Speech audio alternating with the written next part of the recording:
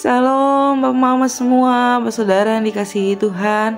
Selamat bertemu kembali. Kiranya kita semua masih dalam keadaan sehat, penuh syukur kepada Tuhan.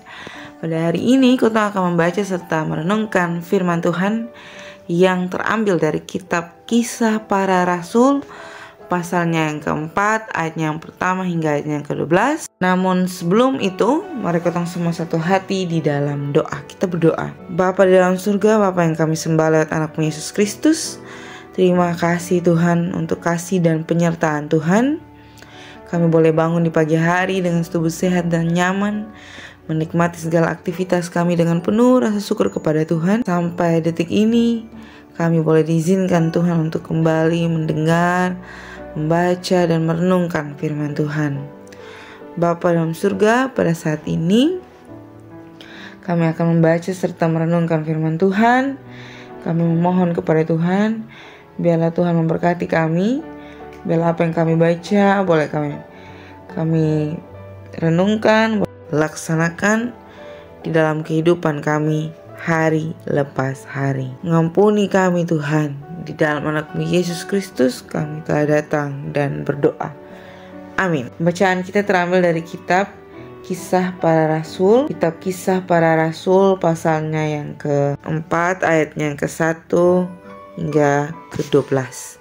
Kisah Para Rasul 4 ayat 1 hingga ayat 12. Bahwa perikop Petrus dan Yohanes di hadapan Mahkamah Agung. Ketika Petrus dan Yohanes sedang berbicara kepada orang banyak, mereka tiba-tiba didatangi imam-imam dan kepala pengawal bait Allah serta orang-orang Saduki. Orang-orang itu sangat marah karena mereka mengajar orang banyak dan memberitakan bahwa dalam Yesus ada kebangkitan dari antara orang mati. Mereka ditangkap dan diserahkan ke dalam tahanan sampai keesokan harinya karena hari telah malam.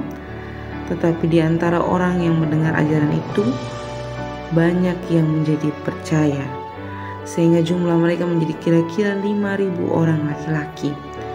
Pada keesokan harinya, pemimpin-pemimpin Yahudi serta tua-tua dan ahli-ahli Taurat mengadakan sidang di Yerusalem dengan imam besar Hanas dan Kayafas, Yohanes dan Alexander, dan semua orang lain yang termasuk turunan imam besar. Lalu Petrus dan Yohanes dihadapkan kepada sidang itu dan mulai diperiksa dengan pertanyaan ini, "Dengan kuasa manakah atau dalam nama siapakah kamu bertindak sedemikian itu?" Maka jawab Petrus penuh dengan Roh Kudus, "Hai pemimpin-pemimpin umat dan tua-tua, jika kami sekarang harus diperiksa karena suatu kebajikan kepada seorang sakit dan harus menerangkan dengan kuasa manakah orang itu disembuhkan, maka ketahuilah oleh kamu sekalian dan oleh seluruh umat Israel bahwa dalam nama Yesus Kristus orang Nazaret yang telah kamu salibkan tetapi yang telah dibangkitkan Allah dari antara orang mati, bahwa oleh karena Yesus itulah orang ini berdiri dengan sehat sekarang di hadapan kamu. Yesus adalah batu yang dibuang oleh tukang-tukang bangunan, yaitu kamu sendiri. Namun ia telah menjadi batu penjuru, dan keselamatan tidak ada di dalam siapapun juga selain di dalam Dia, sebab di bawah kolong langit ini tidak ada nama lain yang diberikan kepada manusia yang olehnya kita dapat diselamatkan." Demikian jawaban firman Tuhan. Yang dikatakan berbahagia adalah setiap kita yang tidak hanya membaca, mendengar, tetapi mau dalam merenungkan dan melakukan dalam kehidupan hari lepas hari. Shalom Bapak Mama yang dikasihi Tuhan, Bapak Saudara semua, selamat bertemu kembali. Kiranya kita semua masih dalam keadaan damai sejahtera Allah, sehat walafiat, untuk dapat mendengar, merenungkan, serta terlebih daripada itu melakukan firman Tuhan di dalam kehidupan kita. Bapak Mama yang dikasihi Tuhan, pada hari ini kita kembali membahas tentang Petrus dan Yohanes, tapi kita sedikit berbeda dari firman Tuhan yang diberitakan di hari-hari kemarin karena kondisi dan situasi yang sedikit mencekam pada masa pemberitaan firman Tuhan yang ketong baca pada saat ini.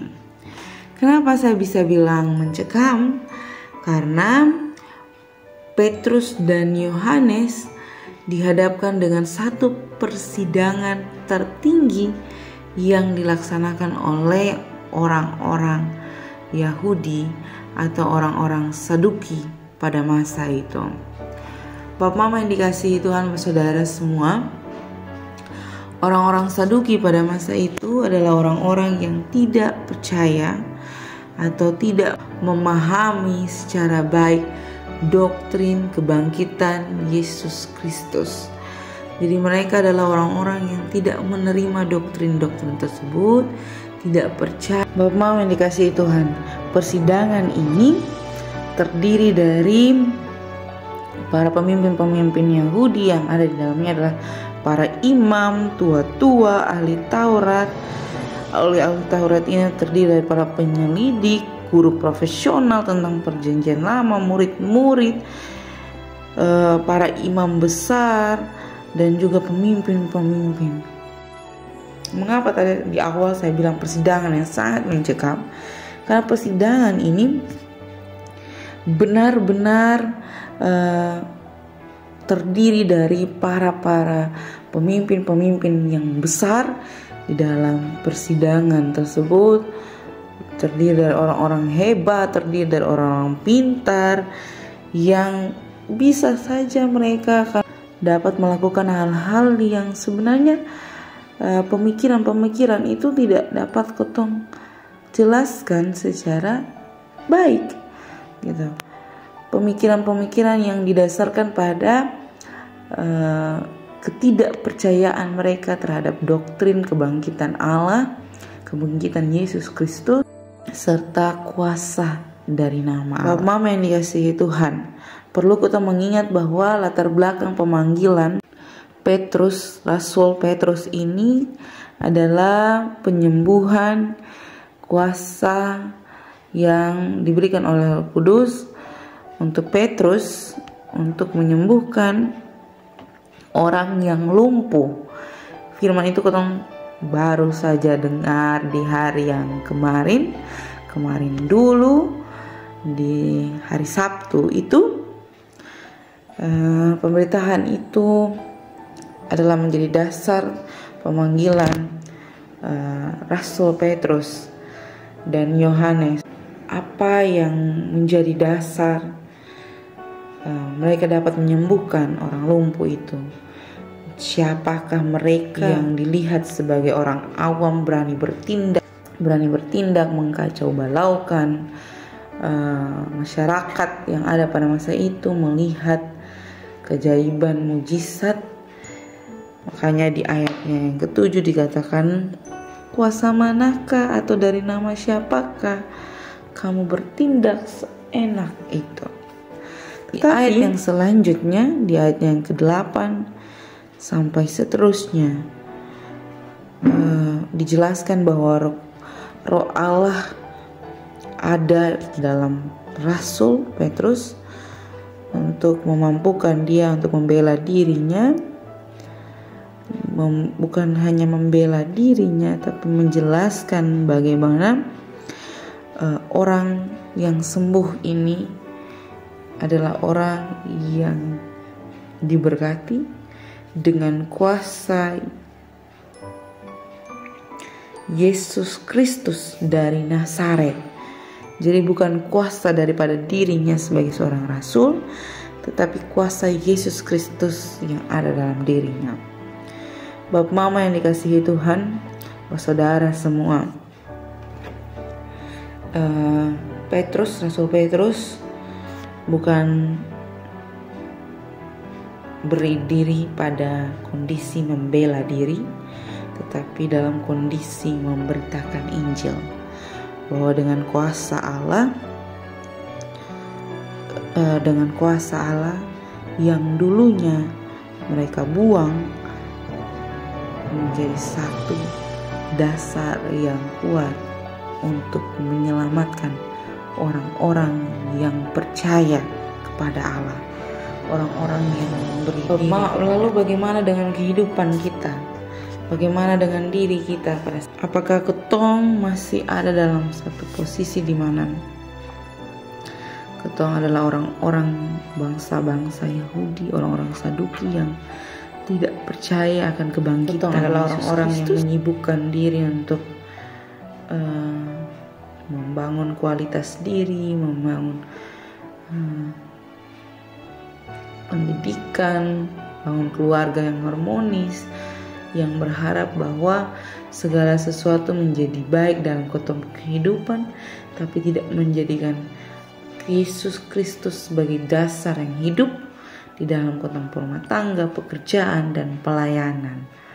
Apakah ketong hanya terus mengharapkan sesuatu yang baik tanpa mengingat bahwa ada kuasa yang begitu besar yang akan menolong, yang akan membantu, yang akan senantiasa memberikan berkat dan kesehatan bagi ketempung kehidupan, yang tidak akan pernah kekurangan dalam Dia. Kita selalu berpikir bahwa kekuasaan yang ketong terima di dalam dunia ini akan menolong ketong pun kemampuan diri, ketong pun kehebatan diri.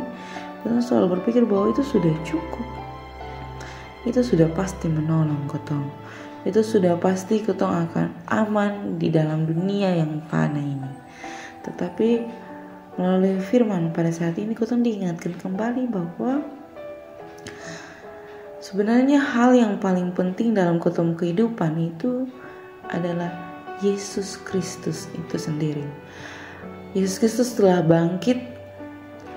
Dalam kebangkitannya itu, Ia senantiasa menunjukkan kasih penyertaannya, kemampuan, mujizat-mujizat yang tidak akan pernah ketong sebagai manusia dapat mengerti dengan akal sehatnya ketong. Kenapa saya bilang begitu? Bahkan itu orang-orang yang disebut sebagai pemimpin dalam persidangan itu saja, orang-orang yang begitu dianggap penting, orang-orang yang begitu dianggap pintar pada masa itu, tidak mengerti dengan baik apa yang dilakukan oleh Rasul Petrus. Mereka tidak dapat memahami dengan benar apa yang dilakukan Allah pada masa itu. Itu karena apa? Kurangnya hikmat daripada Allah. Jadi kurangnya ketong mengakui Allah, bahwa Allah yang bangkit itu sudah pasti akan menolong ketong. Itu sebuah kepastian yang tidak akan pernah berubah, bahwa dalam kemuliaannya Ia senantiasa dan selalu akan ada dalam ketemu kehidupan.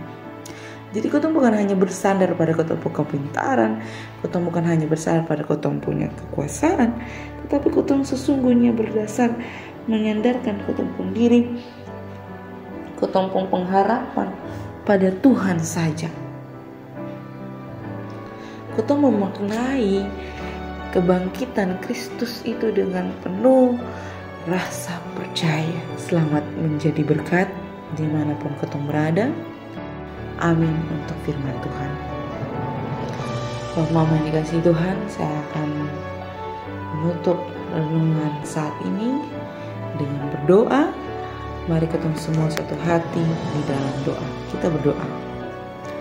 Bapa di dalam surga, Bapa yang kami sembah lewat anak Yesus Kristus, terima kasih Tuhan untuk kasih dan penyertaan Tuhan.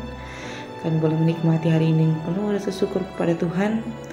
Terlebih khusus kami masih diberikan kesempatan oleh Tuhan untuk membaca, merenungkan. Terlebih boleh mendengarkan dan dikhususkan kami untuk mampu melakukan dalam kehidupan kami hari lepas hari. Bapa di dalam surga, melalui firman pada saat ini, kiranya ketong semua dapat dimampukan oleh Tuhan, untuk disadarkan oleh Tuhan bahwa kuasa Tuhan sajalah yang dapat memampukan ketong untuk menikmati, untuk melaksanakan segala sesuatu yang menjadi tugas tanggung jawab ketong semua dalam hari ini Tuhan, di dalam langkah-langkah kehidupan kami.